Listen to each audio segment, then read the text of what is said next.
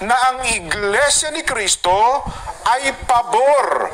Pabor po sa opinyon ng Pangulong Bongbong Marcos.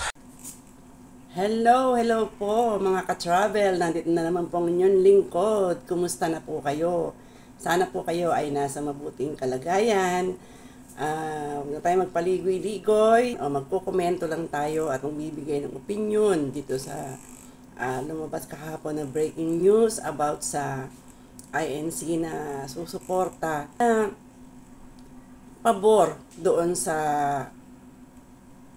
opinion.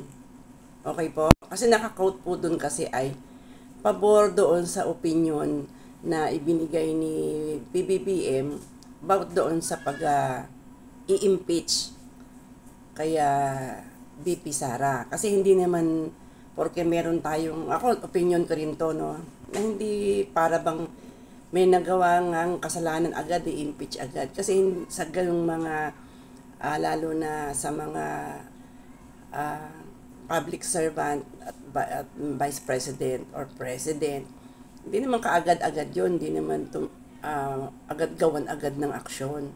Siyempre pinag-iisipan pa yan, tsaka may mga taktika yan kung bakit na hindi mo na dapat i-impeach, baka meron pa silang ibang plano.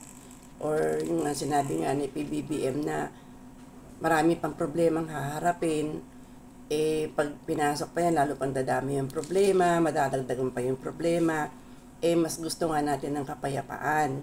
Yung iba sinisigaw, gusto nga ng kaayusan, o kapayapaan, pero ang nangyayari, kabaligtaran, nagiging gulo at nahahati-hati yung mga tao. Oo, tayo ang nagluklok sa kanila. So, irespeto natin. Kasi kung niluklok natin sila, tapos mababastos din naman sila, inupo natin, binastos din natin. Yun ay opinion ko.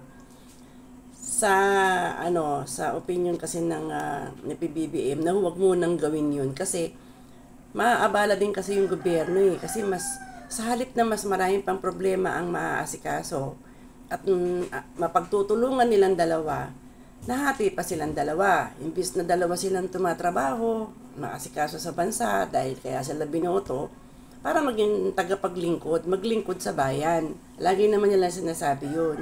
Ngayon nahahati. Ngayon, kung nagkaroon man ng conversation na private, as inilabas nung kanyang kausap, siya na nagdadala nun. Siya ang nagbisto nun, pero nakita nyo naman hindi naman nagalit si PBBM kasi tapos na nasabi na niya, pero pinanindiganan niya na sinabi niya na wala namang kwenta pa yung impeachment ngayon kasi marami pang problema kasi tayong hinaharap. Tulad na yan, lilipas na naman ng 1 taon.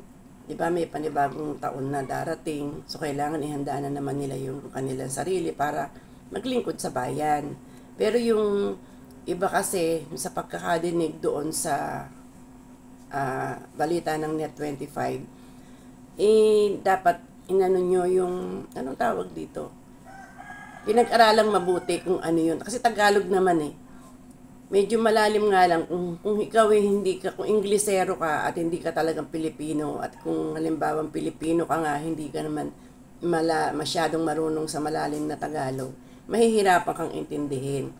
Pero kung ikaw talaga ay Pilipino, tas wala kang pinapanigan muna, 'di ba? Doon ka lang muna sa gitna, intindihin mo yung sinabi nung tagapagbalita ng Net25 na ang sinabi niya ay pumabor ang tagapamahalang pangkalahatan, pumabor doon kay PBBM kasi yun yung opinion kasi ni PBBM na huwag muna yung impeachment. Hindi kasi yun yung magiging solusyon do sa kaguluhan.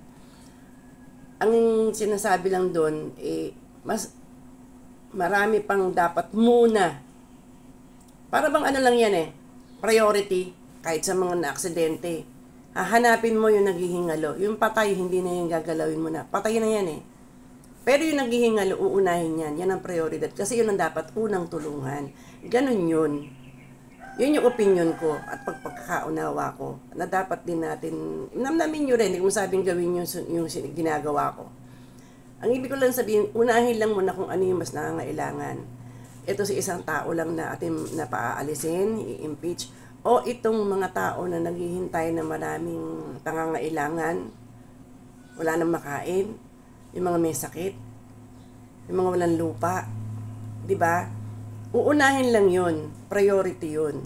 Kaya yung sinabing yun ni PBBM, opinion niya yun.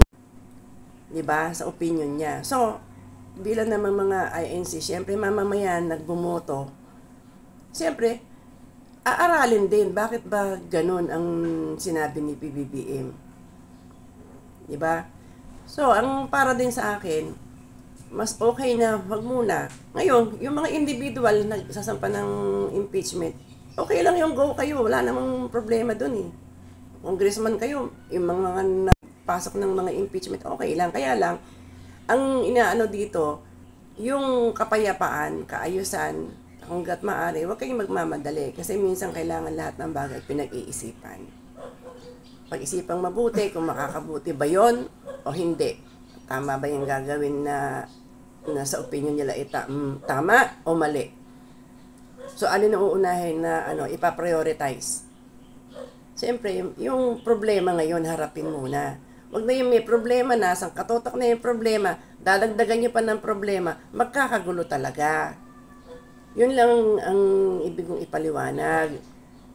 Ngayon, kung sa opinion nyo, nabubulol na tuloy ako, sa opinion nyo, tama yung ginawa nyo na pupunta kayo doon, mag-aaklas kayo, magmumura kayo. Mali. Pangit kasi yun eh. So, mas maganda kasi yung mahinahon. Pwede ka nang magalit ng mahinahon kaysa yung magagalit ka ng pasigaw. Kasi kapag ka nagagalit ka ng pasigaw, lahat nagsisigawan, hindi kayo magkakaintindihan. Pero kung sa mahinahon na paraan, nag-iisip ng mabuti, may magagawa kayong mabuti. Ganun yun. Para sa akin, yun ang opinion ko, na lalo na yung mga nagbibigay ng mga fake news, basahin nyo muna, o pakinggan nyo muna mabuti kung ano yung inihayag ng mga INC. Okay po, para sana mas maintindihan nyo mabuti kung ano yung pinasok ninyong trabaho na baka mamaya pati kayo mademanda dahil sa mga fake news.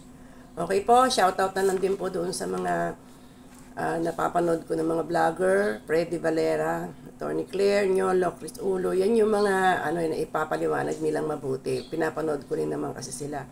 Pero pag may nakikita ako, napapanood ko na sobrang nagmumura, hindi ko masyadong ini-entertain kasi tsaka yung naninira ng kapwa, hindi masyadong maganda yun. Okay po, ganun na lang po muna.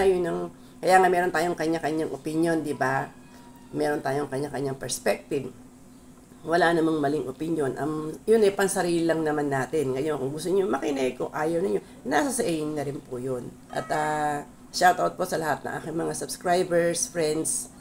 Ito po ang inyong lingkod, si Travelits. Tita Litz, bye!